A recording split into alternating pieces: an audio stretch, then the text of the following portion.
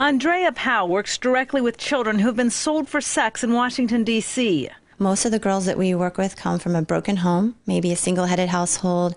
There's a lot of poverty. Normally, there's been some previous abuse, either by a family member, a parent. That can be verbal abuse, sexual abuse, witnessing domestic violence. Powell says most of the child victims she works with come from poor neighborhoods and broken families. According to a recent FBI law enforcement bulletin, 300,000 American children are at risk of becoming victims of sex traffickers.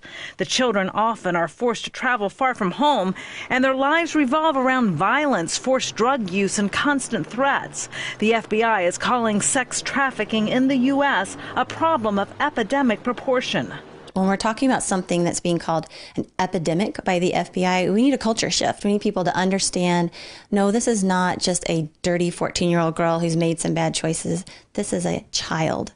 First and foremost, a child. Somebody out there is taking advantage of her, selling her body for sex. The average age a child gets involved into the sex trafficking industry in the U.S. is between 12 and 14 years old. Christy Childs became a victim at age 12.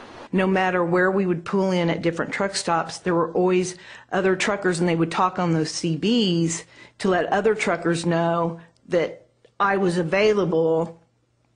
And so I was kind of just being prostituted by the truckers as well. And by me being so young, I was taken advantage of. For 6 years, Christy was prostituted out in different cities and truck stops throughout the United States. Experts say it's more difficult to arrest offenders because more traffickers are now communicating on the internet. The majority of the girls that we work with here at Fair Fund are, in fact, girls who are being exploited via Backpage, Craigslist, Facebook, MySpace. It's all happening online. Child sex victims are often transported around the U.S.